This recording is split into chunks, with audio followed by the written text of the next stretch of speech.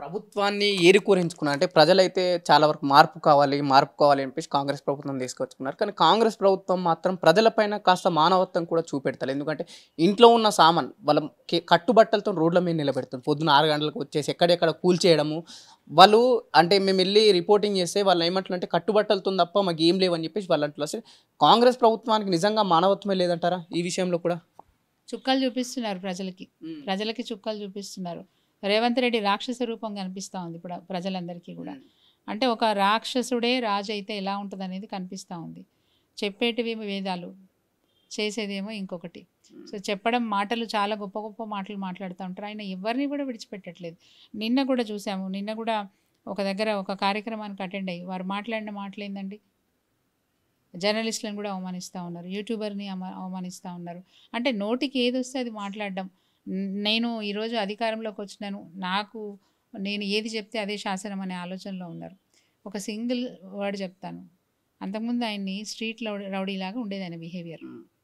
అంతకుముందు ఆయన behaviour street రౌడీలాగా ఉండేది.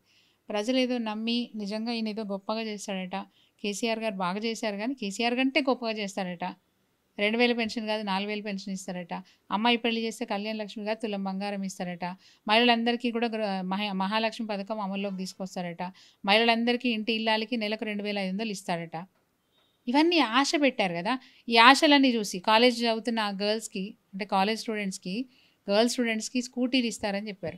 ఇవన్నీ ఆశలు చూపించి ఓట్లు వేయించుకొని ఈరోజు ముఖ్యమంత్రి అయిన తర్వాత ఆయన ఏమనుకుంటున్నారంటే ఇప్పటికైనా ముఖ్యమంత్రి అనే భావనలో లేడు. ముఖ్యమంత్రి అనే భావన ఉన్నప్పుడు భాష వేరే తీరంగా ఉంటుంది, ఆహార్యం వేరే తీరుగా ఉంటుంది. ఆయన ముఖ్యమంత్రి అనే ఫీలింగ్ ఆయనకే లేదు. ఆయన ఇప్పుడు ఏమనుకుంటున్నాడంటే ప్రజలంతా నాకు సర్టిఫికేట్ ఇచ్చారు, నేను స్ట్రీట్ రౌడీ కాదు స్టేట్ రౌడీ అని ఈరోజు ప్రజలు నాకు సర్టిఫికేట్ ఇచ్చారు, ఈ సర్టిఫికేట్తో నా ఇష్టం ఉన్నట్టు చేస్తా అని చెప్పేసి ఈరోజు ఆయన మాట తీరు కానీ, ఆయన ఆహార్యం కానీ, ఆయన బిహేవియర్ కానీ నిజంగా కూడా జుగుప్సాకరంగా. అంటే ఒక ముఖ్యమంత్రి స్థానంలో ఉండే వ్యక్తి మాట్లాడాల్సిన మాట, వ్యవహారం అనేది ఎక్కడ కూడా హుందాతనంగా లేదు. ఈ తెలంగాణ ప్రజలు అగౌరవంగా ఫీల్ అవుతున్నారు. అంటే ఇలాంటి నాయకుడిని మేము ముఖ్యమంత్రిని చేసుకున్నామనే బాధ ఈరోజు తెలంగాణ ప్రజల్లో ఉంది. ఒకప్పుడు తెలంగాణ అంటే దేశంలో తల ఎత్తి నాది తెలంగాణ అని చెప్పుకునే పరిస్థితి ఉండేది. నేను చెప్పేది 10 నెలల క్రితము నాది తెలంగాణ అని చెప్పుకునే పరిస్థితి ఉండేది. ఈవెన్ ఎన్ఆర్ఐస్ కూడా, మన రాష్ట్రం నుంచి వెళ్ళిన ఎన్ఆర్ఐస్ కూడా ఐఎమ్ ఫ్రమ్ తెలంగాణ అని గొప్పగా చెప్పుకునే అవకాశం ఉండేది. ఈరోజు నాది తెలంగాణ అని చెప్పుకోవడానికి అవమానంగా ఫీల్ అవుతూ ఉన్నారు. అంటే రేవంత్ రెడ్డి గారి చేష్టలు, వారి మంత్రివర్గం యొక్క చేష్టలు ఈరోజు నిజంగా కూడా ప్రజలు అవమానపడే పరిస్థితికి వచ్చేసింది ఈ రాష్ట్రం. మేడం, ఏదైతే ఇప్పుడు హైడ్రా కాస్త పక్కన పెడితే ఈ హైడ్రా మత్తులో పడిపోయి అటు మీడియా కావచ్చు, లేకపోతే చాలా వరకు ప్రజలు కావచ్చు, వాళ్ళు ఇచ్చిన హామీలు లేకపోతే 6 గ్యారెంటీలు, ప్రధానంగా కాంగ్రెస్ ఇచ్చిన 6 గ్యారెంటీలు కావచ్చు, అన్ని పక్కకునే అనుకోవచ్చా? వాళ్ళు తప్పించుకోవడానికి చేస్తున్న చర్య ఇది. హైడ్రా అనే డ్రామా. వాళ్ళు ఈ 6 గ్యారెంటీల గురించి ఎవరు ఇప్పుడు మాట్లాడొద్దు అని అనుకున్నప్పుడు వాళ్ళ దృష్టి మళ్లించడానికి చేస్తున్న ప్రయత్నం తప్ప ఇంకోటి కాదు. ప్రజల మనసులో ఉంటుంది. ఎందుకంటే ఆశించి ఓటేశారు, ఆశించి ఎన్నుకున్నప్పుడు తప్పకుండా మాకేదో మేలు జరుగుతుందని చెప్పి చూశారు. ఎంతకాలం చూస్తారు? ఇంకా కొంతకాలం చూస్తారు. ప్రతిపక్షం మేము యాక్టివ్ అయ్యామనుకోండి, ఒక్కసారి మేము యాక్టివ్ అయినామంటే ప్రజలంతా మా వెంట నడుస్తారు, డెఫినెట్గా బుద్ధి చెప్తారు. ఒకప్పుడు తెలంగాణ రాష్ట్రం కోసము ఉద్యమం చేస్తున్న సమయంలో మిగతా పార్టీ వాళ్ళు జై తెలంగాణ అని కూడా ఇష్టపడలేదు. జై తెలంగాణ అనని పార్టీలో ఉన్న ప్రజాప్రతినిధులను ఊర్లలోకి వస్తే తరిమి కొట్టిరు, కంచెలేసిరు, ముళ్ళ కంపలేసిరు, మా ఊర్లోకి రావద్దు నువ్వు అని.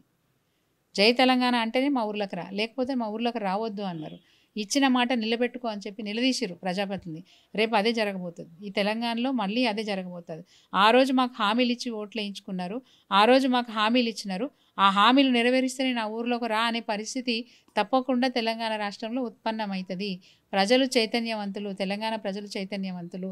తప్పకుండా ఈ తెలంగాణ ప్రజలు మళ్ళొక ఉద్యమానికి మళ్ళీ ఊతమిస్తారు తప్పకుండా. మరి ఈరోజు అధికార పార్టీలో ఉన్న కాంగ్రెస్ పార్టీలో ఉన్న ప్రజాప్రతినిధులు నిలదీస్తారు, ఎక్కడికక్కడ కూడా నిలదీస్తారు. ఎటుపోయినాయి మీరు చెప్పిన హామీలు, ఎటుపోయినాయి, మాకు అది చేస్తున్నారు అని డెఫినెట్గా అడుగుతారు. ఒక ఊరికి రోడ్డు ఎందుకు వేయలేదు, మాకు మాట ఇచ్చినావు ఎందుకు వేయలేదు అంటే ఫండ్స్ లేవని తప్పించుకోవచ్చు. కానీ నాకు ఇది ఇస్తా అన్నావు, నాకు పెన్షన్ ఇస్తా అన్నావు, మా ఆయనకు వస్తుంటే నీకు కూడా వస్తుందని చెప్పిన, మా ఆయనకు 4,000 ఇస్తాను, నాకు 4,000 ఇస్తాను, 8,000 ఇస్తాను అని అవ్వ అడగదా? డెఫినెట్గా అవ్వ అడుగుతుంది కదా, నిలదీస్తారు. రేపు భవిష్యత్తులో కాంగ్రెస్ పార్టీలో ఉన్న ప్రజాపతులు గ్రామాలలో తిరిగే పరిస్థితి ఉండదు ఉండదు ఉండదు. మేడం, ఒకవైపు 6 గ్యారెంటీలు అయితే డైవర్షన్ పాలిటిక్స్ అని హైడ్రా తీసుకొచ్చినని మీలాంటి వాళ్ళు చాలామంది అంటారు. అంటే ఇంకొందరు ఏమంటారంటే ప్రస్తుతం ఉన్న ప్రభుత్వ ఆఫీసులు ఏదైతే హైదరాబాద్లో అవి కూడా బఫర్ జోన్లో ఉన్నాయని చెప్పి చాలామంది విమర్శిస్తూ, నిజంగా ఈ ప్రభుత్వ ఆఫీసులను టచ్ చేస్తారంటారా ఇప్పుడున్న కమిషనర్ గారు? నాకు పేద గొప్ప భేదాభావం ఏమి ఉండదు మాకు అని చెప్పారు కదా రంగనాథ్ గారు. అది సీఎం గారి ఇల్లైనా గులగొట్టాల్సిందే, అంతే కదా. ఎవరైనా సరే as a citizen of Telangana లేకపోతే as a citizen of Hyderabad, ఎవరైనా హైదరాబాద్లో జిహెచ్ఎంసీ పరిధిలో ఎవరు అక్రమ నిర్మాణం చేసుకున్నా అందరికీ ఒకటే పద్ధతి ఉండాలి. అది రేవంత్ రెడ్డి గారు కానీ, లేకపోతే ఈరోజున్న చీఫ్ సెక్రటరీ గారు కానీ, ఎవరైనా సరే, మంత్రులు కావచ్చు, నేను కావచ్చు, మీరు కావచ్చు, ఎవరమైనా అక్రమ నిర్మాణం చేసుకున్నాము, వితౌట్ పర్మిషన్ చేసుకున్నాము అన్నప్పుడు అది కూడా ప్రత్యేకంగా వాళ్ళు చెప్పేది ఏంటి, చెరువులో కానీ, నాలాలో కానీ, కుంటలలో కానీ, అంటే వాటర్ బాడీస్లో ఎక్కడ ఎవరు కబ్జా చేసినా దాన్ని 100% కూల్ చేస్తాము, ఆ వాటర్ బాడీని మేము కాపాడుతాము, రీజనరేట్ చేస్తాం, పునర్నిర్మాణం చేస్తాం అని చెప్తున్నారు. పునర్నిర్మాణం చేస్తామనే విషయాన్ని మేము స్వాగతిస్తున్నాం. నిర్ణయం మంచిదే, కానీ చేసే పద్ధతి సరిగా లేదు.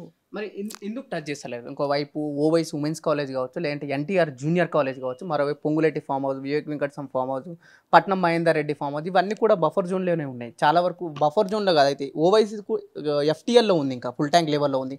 కానీ వీటికి అసలు హైడ్రా అనే అటువైపు చూస్తలేదు, అట్లీస్ట్ టచ్ కూడా చేయట్లేదు కదా. ఏంటి అంటే వాటికి వీటికి వ్యత్యాసం ఏముంది? అంటే వాళ్ళు పెద్ద మనుషులు, లేదంటే రాజకీయంలో కీలకమైన వ్యక్తులు కాబట్టి టచ్ చేస్తలేదా ప్రభుత్వం? ప్రభుత్వము ఎప్పుడైనా కానీ పెద్దలకు చుట్టంగానే ఉంటుంది, పేదవాళ్ళకి చట్టాలు వర్తింపజేస్తుంది. అట్లాగే ప్రభుత్వం నిలదొక్కుకోవాలంటే ఏం చేయాలి? ఇట్లాంటి వాళ్ళకి భయపడాల్సిందే కదా, నిలదొక్కుకోవాలి. నేను ఎవరికి భయపడను, నా నిర్ణయాలు నేను సక్రమంగా నేను అమలు చేస్తా అన్నప్పుడు అందరినీ ఈక్వల్గా చూస్తారు. బట్ కొందరిని ఒక తీరుగా, కొందరిని ఒక తీరుగా చూస్తున్నారు. అంటే తను అధికారంలో ఉండడానికి, తన ప్రభుత్వాన్ని నిలబెట్టుకోవడానికి ఈరోజు రేవంత్ రెడ్డి గారు భయపడి బడాబాబుల తెరువు పోవట్లేదు, అంతే కదా. ప్రజలు అర్థం చేసుకోవాల్సింది. ఎవరినైనా టచ్ చేయాల్సిందే. ఒక నిర్ణయం తీసుకున్నప్పుడు నేను ఇక్కడ పుట్టి పెరిగినాను, నేను ఇక్కడ సిటిజన్గా ఉన్నాను, నాది అక్రమ నిర్మాణం అయితే నాది తీసేస్తా అన్నప్పుడు నీది తీసేయాల్సిందే, ఎవరిదైనా తీయాల్సిందే కదా. చట్టం అందరికీ ఒకటే రీతిగా ఉండాలి. ఒకరికి చుట్టంలాగా ఇంకొకరికి ఇంకోలాగా అయితే ఉండకూడదు కదా. సో అట్లాంటప్పుడు అది ఎన్టీఆర్ కానీ ఇంకొకరు కానీ ఎవరైనా సరే, ఈవెన్ గవర్నమెంట్ ఆఫీసెస్ కూడా ఎఫ్టీఎల్లో ఉన్నాయంటే it is very danger to government employees, it is very danger. So 100% తీసేయవలసిందే. కాకపోతే ఏం చేయాలి, ఎక్కడ సూటబుల్ ప్లేస్ ఉంటే అక్కడ నిర్మాణం చేసి దాన్ని వెకేట్ చేసే ప్రయత్నం చేయాలి. పేదవాళ్ళైనా సరే ఎక్కడైనా వాళ్ళకి చోటు చూపించండి, అక్కడికి షిఫ్ట్ అవ్వమని చెప్పండి, అంతే తప్ప ఏదో చట్టం మా చేతిలో ఉంది, మేము అధికారంలో ఉన్నాం, మేము చేసిందే శాసనం అన్నట్టుగా పేదవాళ్ళని ఇలా ఇల్లు కూల్చేస్తూ ఉన్నారు. ఎక్కడ పోతారండి వాళ్ళు? అసలు ప్రభుత్వం బాధ్యత ఏంది? పేదవాళ్ళని ఆదుకోవడమే మీ బాధ్యత. ఎవరైనా తప్పు చేస్తే వాళ్ళ తప్పులని సరిదిద్దే బాధ్యత ప్రభుత్వాన్ని ఉంటుంది. కానీ ప్రభుత్వమే తప్పు చేస్తే ఎవరు సరిదిద్దాలో? ప్రజలే సరిదిద్దాలి కదా.